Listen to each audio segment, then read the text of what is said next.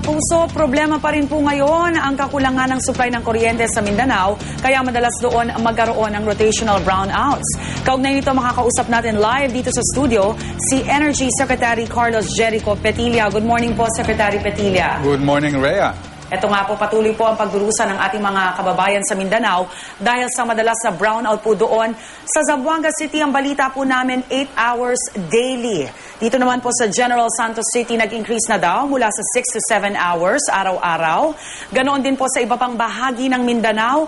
Ano po ang balak po natin, Secretary, at bakit ho ba nagkakaganito? Okay, Rhea, ang problema ng kuryente sa Mindanao is matagal na. It's a long-term problem na kailangan rin natin ng long-term solution. At good news muna, Rhea. Ang good news is 2015, magkakaroon tayo ng mga bagong planta. 2016, meron din tayong bagong planta. In fact, ang kakulangan natin ngayon is mga 200 megawatts. By 2015, meron tayong mga 500 megawatts na papasok. Yan ang good news. Ang problema ngayon, mula ngayon hanggang 2015, ano ba ang pwede natin gawin? Yan ang tanong. Kasi yan ang hinihiling ng lahat. Una sa lahat, no, summer kasi ngayon, ang mga hydro natin walang tubig. Tuwing summer, nagkakaproblema talaga tayo. Nadagdagan pa ng isang maliit na problema. May mga maliliit na planta sa hydro na medyo bumigay.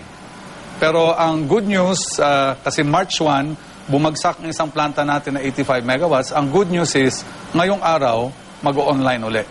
Alright. Mababalik ulit. So, ang question ngayon, Rhea, ano bang pwede natin gawin?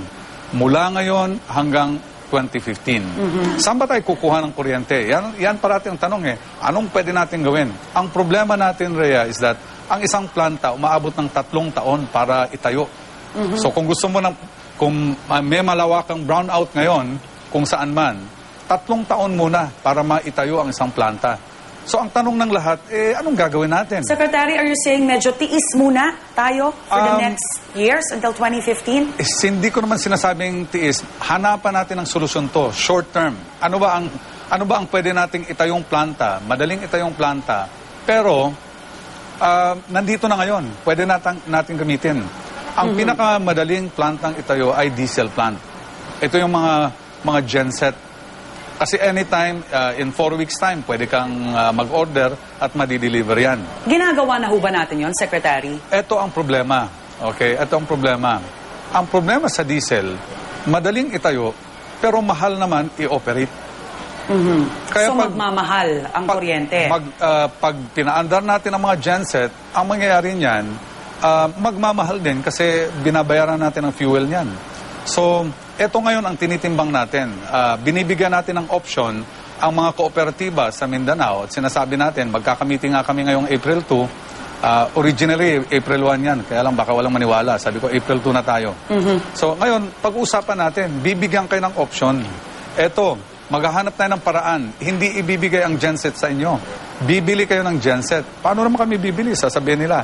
Sabi namin, tutulungan ko kayo. Maghahanap tayo ng paraan. Maghahanap tayo ng pera para makabili kayo. Kaya lang kayo may-ari nito.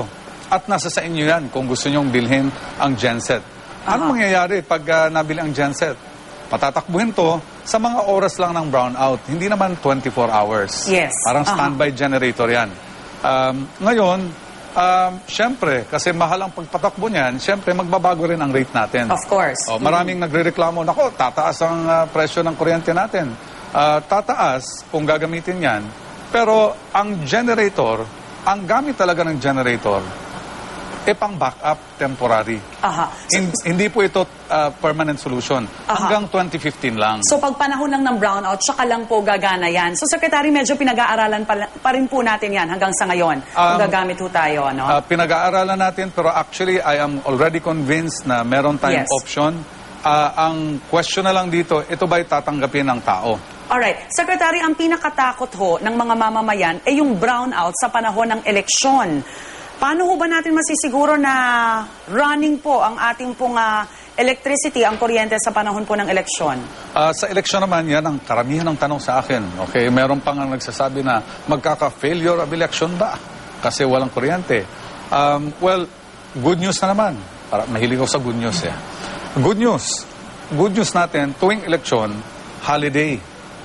Diba? Kapag holiday, historically, ang konsumo ng kuryente mababa kasi walang Yes. opisina eh. Okay, medyo tipid. Nakikiusap rin ako sa mga planta kasi holiday naman ito. Kung po pwede, alam kong meron kayong mga deadline, kung holiday, pwede respetuhin natin para medyo Alright. ang consumption natin mababa. So, Opo. number 1 yan. Number 2, kung sakasakaling magkulang tayo kahit holiday, pinag-aaralan natin kung asan ang mga eskwelahan na kung saan ikakandak ang ating halalan. Kasi i-concentrate natin ang kuryente natin dun sa mga area na yan. Number 3, meron din tayong nire-reserve na tubig sa hydro na kung saan i-release natin to doon na sa malapit na sa eleksyon at a few days after. Alright, so Secretary, the good news is walang brownout sa election, ha? Commitment niyo po yan, ha? Ganito na lang, Rhea, baka ako'y makuryente. Sabihin na lang natin na kahit na noong panahon na walang brownout, kahit dito sa Luzon area, lalo na sa mga isla, merong ibang parte dito na kahit walang power crisis, wala pa rin kuryente. So, pagdating sa Mindanao, meron talagang areas doon na medyo mahirap abutin ng kuryente. Alright, Secretary Petilla, maraming salamat po sa inyo at magandang umaga. Mga kapuso, nakausap po natin si Energy Secretary Carlos Jericho Petilla.